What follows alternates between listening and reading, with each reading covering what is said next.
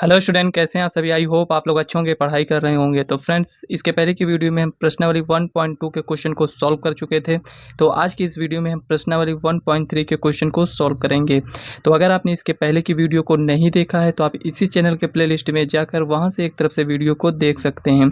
तो यहाँ पर जैसे उन सभी को हम पूरे डिटेल से समझे थे, उसी टाइप से फ्रेंड्स इसमें भी एक एक क्वेश्चन हम पूरे डिटेल से समझेंगे, कोई भी डाउट नहीं रहेगा। तो यहाँ पर देखिए फ्रेंड्स, क्वेश्चन में कह क्या रहा है इसको थोड़ा सा समझ लीजिए।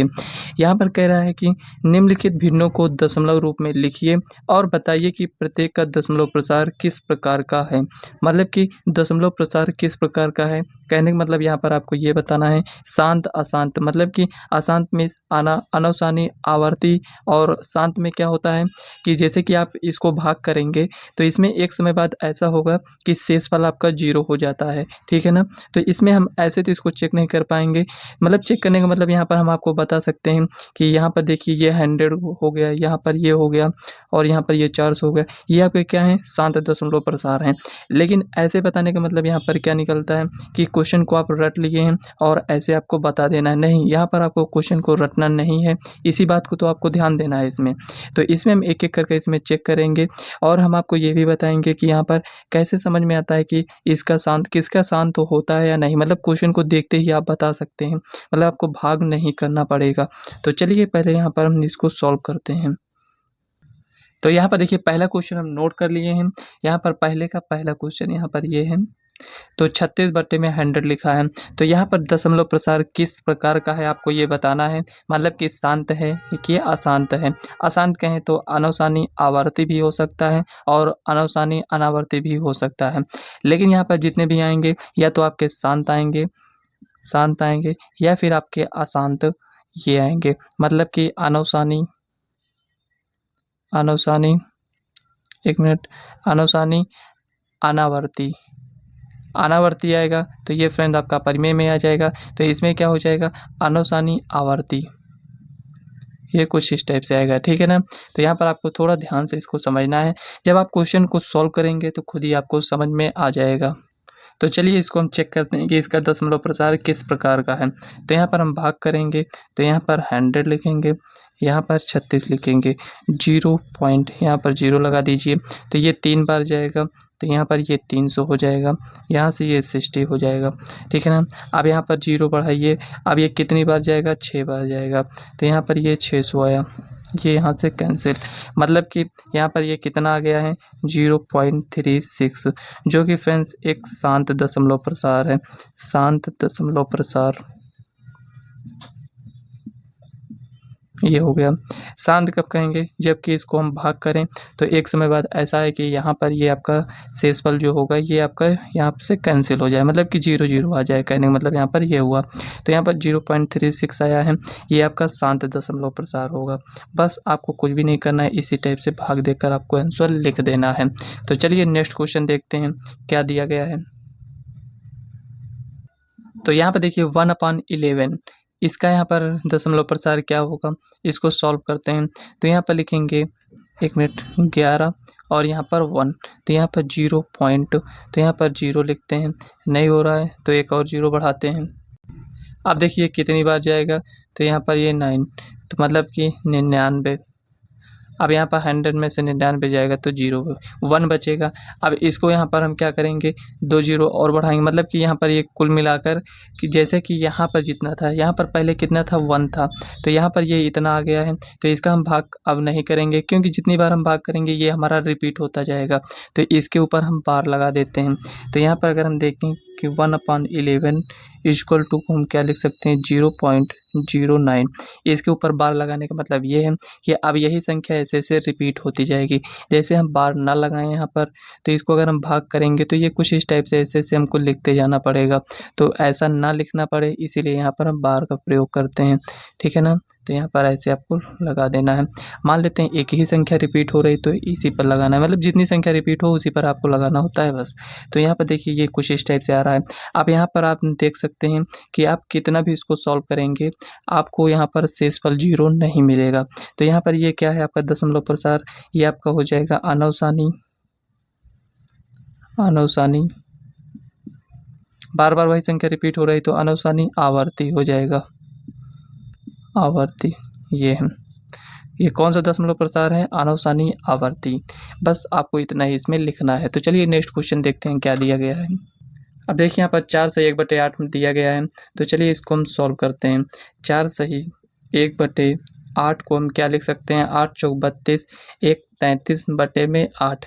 अब इसको हम भाग करेंगे, तो यहाँ पर भाग करेंगे तो 8 लिखेंगे, यहाँ पर 33। अब 8 चौक 32, 3 में से 2 गया 1, पॉइंट लगाइए, 0 बढ़ाते हैं, तो 8 एक 8, तो 10 में से 8 गया 2, 0, 8 दूनी 16, 20 में से 16 जाएगा तो 4, 0, 8 पंचे 40। तो यहाँ से देखिए यहाँ पर ये आपका यहाँ पर शेषफल क्या आ गया? 0 आ गया। तो यहाँ पर हम लिखेंगे 33/8 को हम क्या लिख सकते हैं? 4.125। अब यहाँ पर शेषफल 0 आने का मतलब ही यहाँ पर ये होता है कि ये आपका दशमलव प्रसार किस रूप का है? यहाँ पर ये आपका शांत है, ठीक है ना। ये शांत आपका दशमलव प्रसार हो जाएगा। अब यहाँ पर कैसे समझ में आया था? जो हम आपको स्टार्टिंग में बताए थे कि इसका शांत होगा, इसका होगा। तो यहाँ पर फ्रेंड्स हम इसका हर देख रहे थे, मतलब कि डिनोमिनेटर देख रहे थे। यहाँ पर 8 था, इसलिए हम समझ गए कि यहाँ पर इसका शांत हो जाएगा दशमलव प्रसार। मतलब कि 2 और 5 के रूप में अगर दिखे आपको बटे में संख्या, तो समझ लीजिए उसका दशमलव प्रसार शांत होता है। अगर इस रूप में ना दिखे, जैसे 2, 5 और यहाँ पर 3 भी दिया गया है, तो समझ लीजिए कि मतलब 3 कहने का मतलब एक एग्जाम्पल लिए थे संख्या, तो कुछ इस टाइप से दिया रहे तो ये आपका शांत नहीं होगा। केवल यहाँ पर हर के रूप में 2 होना चाहिए और 5, या फिर 2 में से कोई एक होना चाहिए बस, ठीक है ना। ऐसे आपको यहाँ पर समझना है। अब यहाँ पर आप कहेंगे ये तो 8 लिखा है, यहाँ पर 2 तो है नहीं, तो यहाँ पर आप देखिए 8 को हम क्या लिख सकते हैं? 2 गुणे 2 गुणे 2, कुछ इस टाइप से इसको लिख सकते हैं ना। तो आपको ऐसे चेक करना है, ठीक है ना। तो चलिए नेक्स्ट क्वेश्चन देखते हैं क्या दिया गया है। 3/13 लिखा है, तो चलिए इसको सॉल्व करते हैं। तो यहाँ पर लिखेंगे 13 और यहाँ पर 3, 0 दशमलव और यहाँ पर ये 30 हो जाएगा। तो 13 39 ज़्यादा हो जाएगा, 13 दूनी 26, ये हो गया। 30 में से 26 जाएगा तो 4 बचेगा, यहाँ पर 0 लिखेंगे। 13 39 और यहाँ पर देखिए 40 में से 39 जाएगा तो कितना बचेगा? 1 बचेगा। अब यहाँ पर हम 0 तो बढ़ा लेंगे, लेकिन फिर भी इससे छोटा है, तो यहाँ पर हमें 0 लगाना होगा। तो 13 सत्ते 91, तो यहाँ पर लिखेंगे 13 सत्ते 91। अब यहाँ पर 100 में से 91 जाएगा तो यहाँ पर 9 बचेगा, तो 0 लगाएंगे। 13 78, 13 सत्ते 91, तो यहाँ पर 6 बार ही जाएगा, तो 13 78 और इससे माइनस करेंगे तो यहाँ पर ये 12 हो जाएगा, ठीक है ना। यहाँ पर 12 आ गया। अब यहाँ पर 0 लगाएंगे, 13 9 117, ये 120 में से 117 जाएगा तो कितना बचेगा? 3 बचेगा। अब यहाँ पर इसको हम भाग करते चले जाएंगे, तो यहाँ पर देखिए आप क्या देख रहे होंगे कि मतलब कि यहाँ से हम भाग करते आए, यहाँ पर डिवाइड कर रहे थे और चाहते तो यहीं पर हम इसको रोक देते, लेकिन यहाँ पर हम इसको सॉल्व करते गए। मतलब हमें ये नहीं समझ में आ रहा है कि इसको हमें कब तक सॉल्व करना है। तो यहाँ पर आपको एक बात ये ध्यान देना है कि जब आप इसको सॉल्व करेंगे तो यहाँ पर ये जो 3 यहाँ पर पहले अगर 0 हटा दें सॉल्व करने से पहले, यहाँ पर कितना था? 3 था। क्वेश्चन से ही आप समझ लीजिए कि यहाँ पर ये 3 था। तो जब फ्रेंड्स इसको सॉल्व करते करते यहाँ पर वही संख्या आ जाए, तो समझ लीजिए कि इसके बाद अगर हम सॉल्व करेंगे तो जितना ये आया है यहाँ से ये रिपीट होना स्टार्ट हो जाएगा। अब दोबारा भाग करेंगे तो 2 आएगा, उसके बाद 3 बार में जाएगा, मतलब कि ये जो लिखा है ये कुछ इस टाइप से ऐसे रिपीट होगा। इधर देखिए यहाँ पर ऐसे, जैसे यहाँ पर 2 है, 3 0 7 6 9, ऐसे ऐसे ये रिपीट होता जाएगा वही संख्या। तो हमें ऐसा ना करना पड़े, इसलिए यहाँ पर हम बार का साइन लगाएंगे, ये इतना। अब यहाँ पर हम लिखेंगे 3/13 इक्वल टू 0.230769, इसके ऊपर बार लगाएंगे और इसका दशमलव प्रसार आपका अनवसानी आवर्ती या फिर कहें तो अशांत, ठीक है ना। 2 में से चाहे जिसको आप बोल सकते हैं। अब यहाँ पर देखिए 2/11 है, तो चलिए इसको हम सॉल्व करते हैं। तो यहाँ पर देखिए इसका दशमलव प्रसार शांत होगा या अशांत होगा। हर में देखकर आप समझ सकते हैं कि इसका दशमलव प्रसार अशांत होगा। हमें यहाँ पर इससे मतलब नहीं होता, यहाँ तो 2 है, तो क्या ये शांत हो जाएगा? नहीं, हमें हर में देखना होता है। तो यहाँ पर लिखेंगे 11 और यहाँ पर 2, 0.0 और यहाँ पर लिखेंगे 11 एक बार में जाएगा, 20 में से 11 गया तो 9, 0, 11 × 88, 90 में से 88 जाएगा तो 2 बचेगा। अब यहाँ पर अगर हम दोबारा इसको भाग करेंगे तो ये कितना आएगा? तो ये देखिए अब वही संख्या रिपीट हो जाएगा। तो हम इसको क्या करेंगे, यहीं पर इसको स्किप कर देंगे, यहाँ पर इसको छोड़ देंगे। बस इतना आपको यहाँ पर लिखना है और यहाँ पर आपको बार का साइन लगा देना है। 2/11 ये किसके बराबर आ रहा है? 0.18, जो कि दशमलव प्रसार कैसा होगा? अनवसानी आवर्ती। ये तो चलिए नेक्स्ट क्वेश्चन देखते हैं क्या है। अब यहाँ पर देखिए ये जो दिया गया है इसका दशमलव प्रसार शांत होगा क्या अशांत होगा? यहाँ पर हर को हम चेक कर कर समझ सकते हैं। तो यहाँ पर हम 400 क्या लिख सकते हैं? 100 × 4 लिख सकते हैं। और यहाँ पर ये जो 4 है इसको 2 × 2 लिख सकते हैं।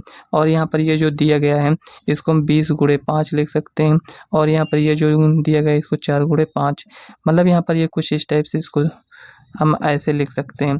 तो यहाँ पर ये जो 4 है इसको हम 2 × 2 लिखेंगे, मतलब कि कुल मिलाकर यहाँ पर ये जो हमें दिख रहा है 5 × 25 × 50 × 100 2 2 400, मतलब यहाँ पर ये जो इस रूप में दिख रहा है यहाँ पर 2 और 5 के रूप में ही दिख रहा है।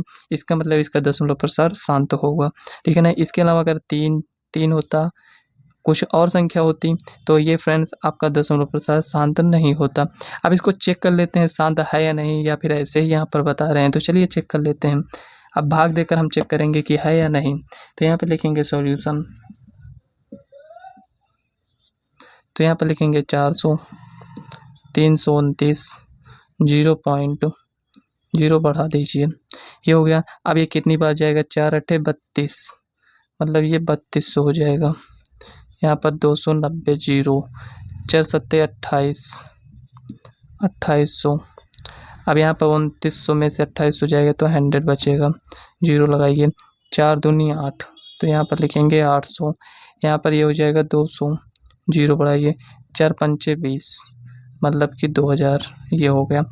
अब यहाँ पर कितना आया है? 329/400 = 0.8725।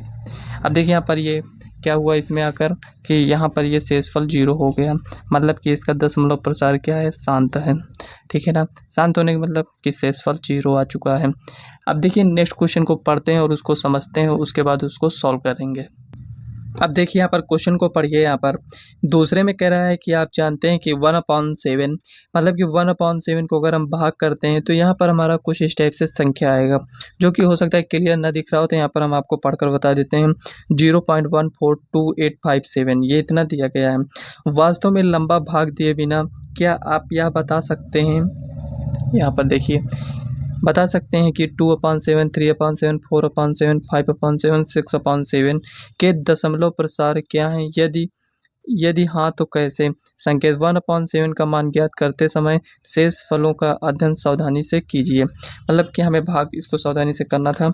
अब यहाँ पर देखिए जो यहाँ पर ये दिया गया है 1/7 का मान ये दिया गया है, तो हम 2/7 का मान कैसे निकालेंगे? 3, और हमें ये बताना है कि दशमलव प्रसार इसका कैसा है। तो यहाँ पर देखिए हम लिखेंगे दिया है, जो हमें दिया गया उसको लिख लेते हैं। 1/7 का मान दिया गया है, तो जो भी मान दिया गया उसको लिखते हैं यहाँ पर 0.142857। इसके ऊपर बार लगा है, इसका मतलब सभी संख्याएं दोबारा रिपीट होंगी, ठीक है ना। 1/7 की वैल्यू ये दिया गया है। अब आप बताइए यहाँ पर कि इसका दशमलव प्रसार कैसा होगा? इसका दशमलव प्रसार आपका अनवसानी आवर्ती होगा। तो यहाँ पर ये जो 2/7 कह रहा है, 3/7, इसका भी दशमलव प्रसार आपका अनवसानी आवर्ती ही होगा। तो चलिए यहाँ पर सॉल्व करते हैं। तो हमें इसमें सॉल्व क्या करना है? तो जो ये वैल्यू आपसे पूछा है उसका हमें आंसर देना है।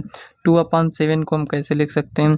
1/7 × 2 लिख सकते हैं, यही लिख सकते हैं।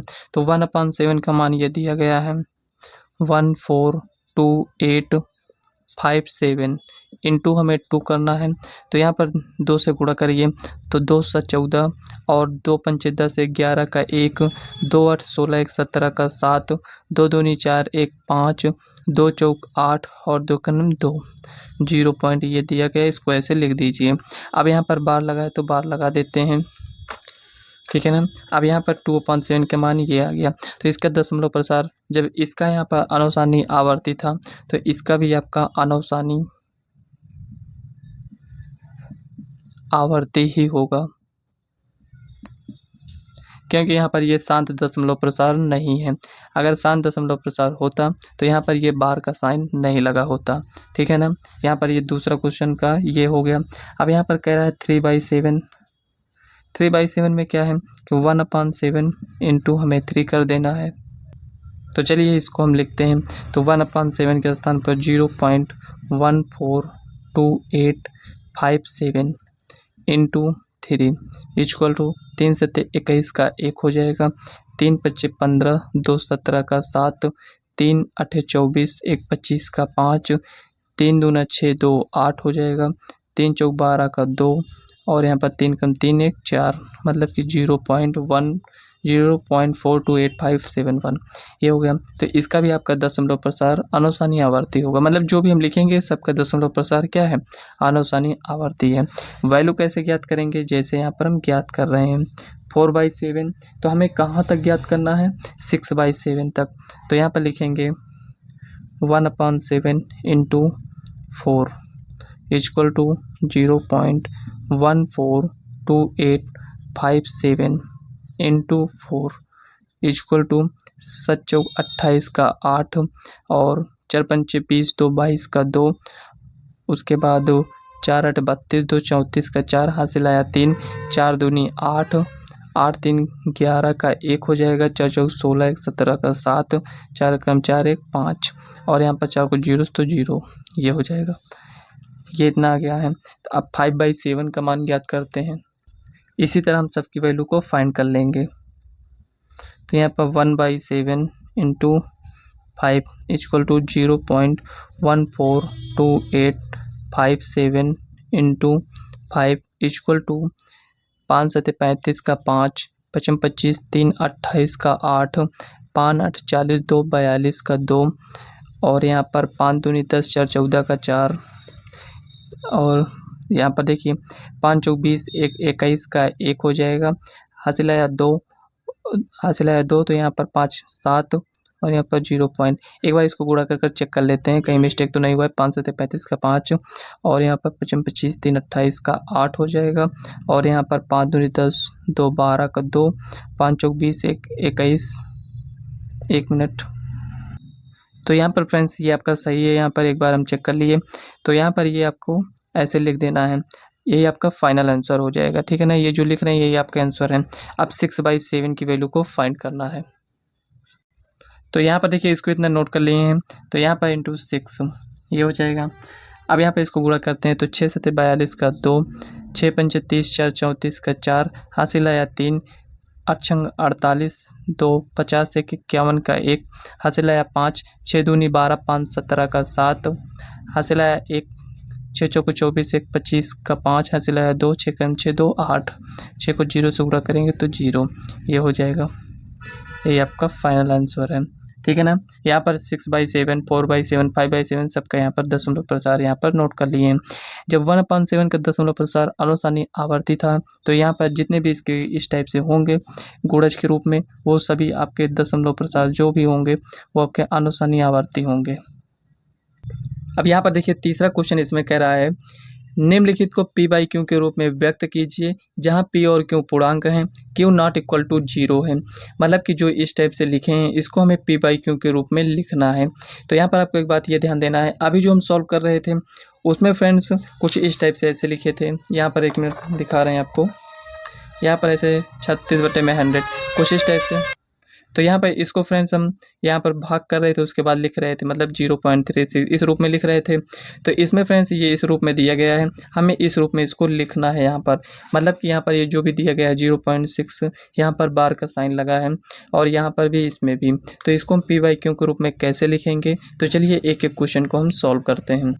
अब यहाँ पर देखिए तीसरे के पहले क्वेश्चन यहाँ पर ये दिया गया है, तो चलिए इसको हम सॉल्व करते हैं। देखिए सॉल्व करने से पहले थोड़ा सा इसको समझिए कि यहाँ पर ये जो भी दिया गया है इसको हम कैसे लिख सकते हैं। तो यहाँ पर ये जिसके भी बराबर है हम नहीं जानते हैं, तो यहाँ पर हम क्या करेंगे, यक्स के बराबर इसको हम मानेंगे 0.6। अब देखिए यहाँ पर बार लगा है, इसका मतलब कि ये कई बार रिपीट हुआ होगा, कुछ इस टाइप से यहाँ पर लिखा है। अब कितने पर बार लगा है, एक पर, तो यहाँ पर लिखेंगे 10 से गुणा करने पर, 10 से गुणा करने पर।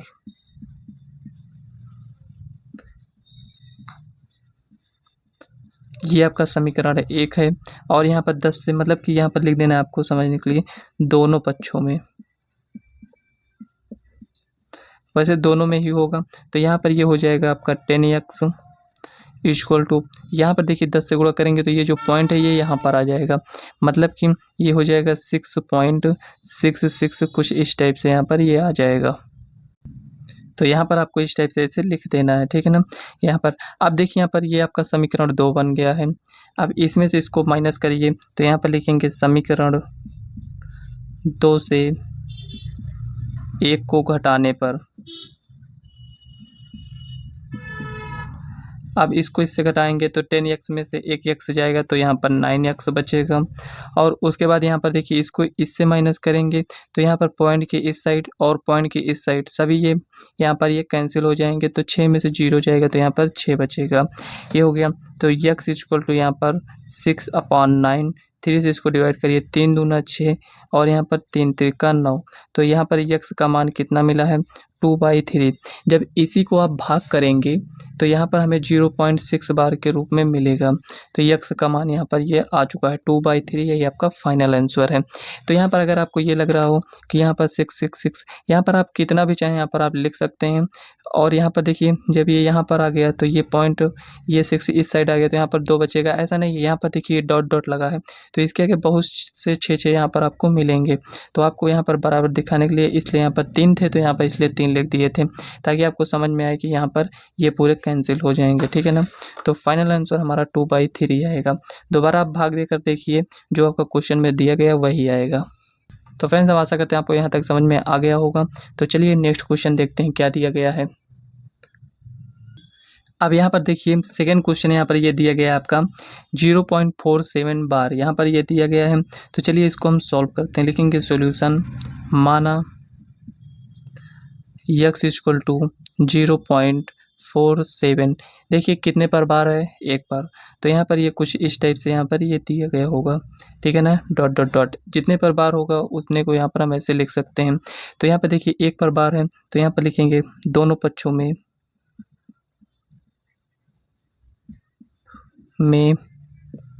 10 से गुणा करने पर।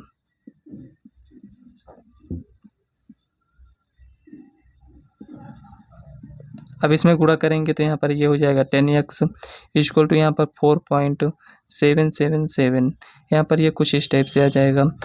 अब यहाँ पर आप जानते हैं ये समीकरण 1 है, ये समीकरण 2 है। तो समीकरण 2 से समीकरण 1 को माइनस करेंगे तो लिखेंगे समीकरण 2 से 1 को घटाने पर